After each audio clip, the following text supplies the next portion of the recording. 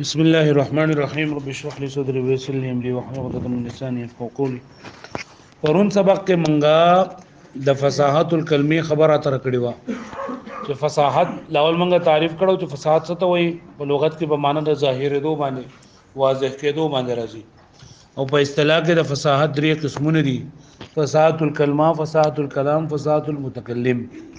فصاحت الکلمه دي ته وایي چې د دریو سيزونو به کلمه خالی وي، چې کلمه به خالی د دریو سيزونو. څو سيزونو؟ نمبر 1 سره تنافر الحروف نه، مخالفت القياس نه او د غرابت نه. تنافر الحروف نه، د مخالفت القياس نه او د غرابت نه. بیا موږ دا ویلو چې دا درې دي: تنافر څه ته وایي، غرابت څه ته وایي، مخالفت القياس څه ته وایي. موږ ویلو چې تنافر څه ته وایي؟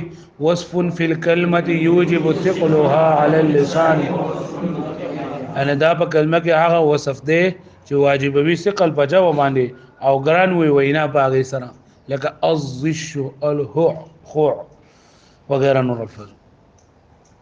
فهم نمبر موږ ویلو مخالفت القياس.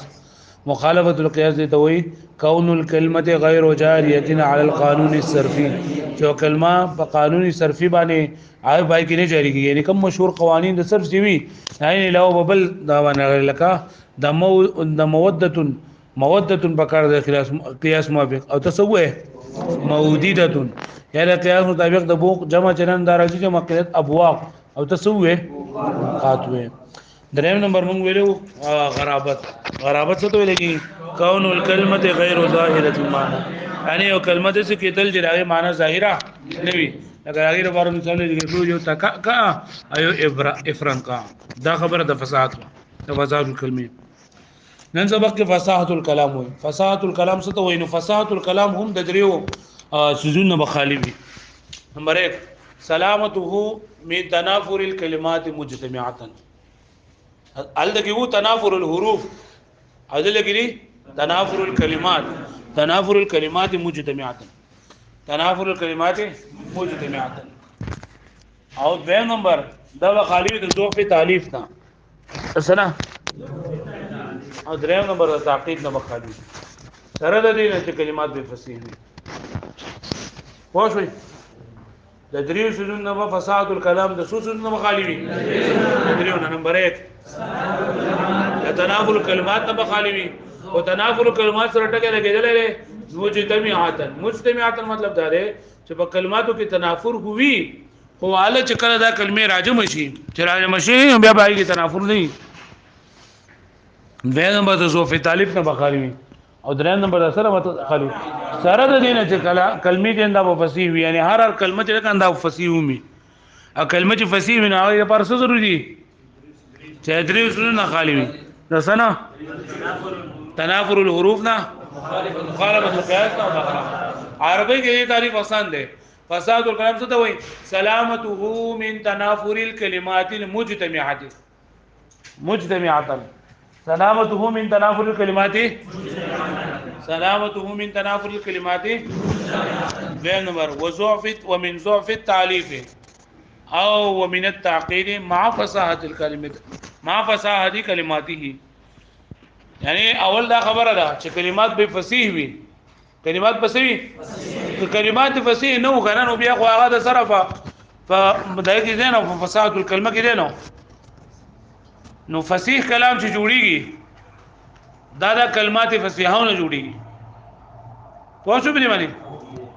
کلام فصیح چې جوړیږي څنګه جوړیږي؟ یو کلمات فصیح نه وي نو چې کلمه فصیح نه وي نو هغه کلام فصیح هم نشي جوړیدل. نو وایي چې فصاحت الکلام څه ته وایي؟ چې دا به تنافر الکلمات نه خالی وي. سره به خالی وي، یعنی ک تنافر د کلماتو په کې نه وي، مې تنافر الکلمات څه ته ویل کېږي. دویم نمبر د ضعف تالیف نه بخالی وي، او دریم نمبر د سره بخالی وي دا تعقید نه بخالی وي. سره د دې نه چې کلمات فصیح، کلمات فصیح نه ونو بیا ولګه کلمه فصیح نه شو، چې کلمه فصیح نه شولا نو کلام فصیح. دا فصاحت الکلمه دا په منځله د مفرد باندې ده. دغه چې کلام جوړیږي د سنا د کلمونو جوړیږي، کلام جوړیږي د سنا نو فصیح کلام به جوړیږي د سنا د فصیح کلماتونو. هغه پوه شئ بل تنافر تعریف تاسو کړی دی چې تنافر الحروف څه ته وایي وصف فی الکلمه یوجب ثقلها الذي لقد تعریف دی تنافر الکلمات څه ته وایي وصف فی الكلام یوجب ثقله على اللسان وعسر النطق به اقا تعریف ته والذي بها بها او الذي سره الذي هو وصف في الكلمه او الذي هو وصف في نو دا وصف ته په یو کلام کې یوجب ثقله على اللسان چې واجبوي ثقل د دې په سمانه وعسر النطق به او ګران می وینا په دې سره هغه پوه شوي وس دلته درې خبرې وکړلې یو دا چې دا وصف ته په کلام کې چې واجبوي ثقل لري په سمانه په او ګران می نطق په دې سره اگر لګي مثال دې درکړي کتاب کو غوړي في رفع عرش الشرع مثلك يشرع في رفع عرش الشرع مثلك يشرع وزلګي دا کلمات دي دا ټول فصیح دي لکه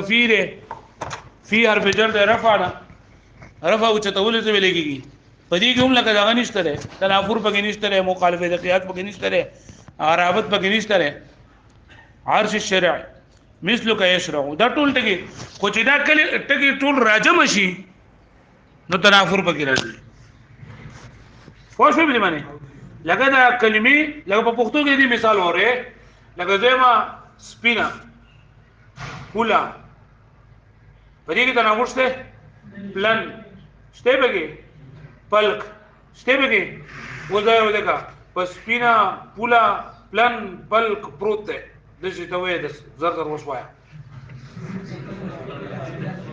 نو ور پدې دا اوس پدې کې لکه تنافر الکلمات دي بګي دا فصیح کلام نه دی ولی څنګه پدې کې تنافر الکلمات دي یعنی کلمات خو لکه هر هر جدا جدا کې نو بیا فصیح دي او چې کله مجتمعاتن کې نو بیا چې نه هغه کې دغه تنافر الکلمات فکر راځي دا تنافر الکلمات مثال دی نو ان شاء الله سبا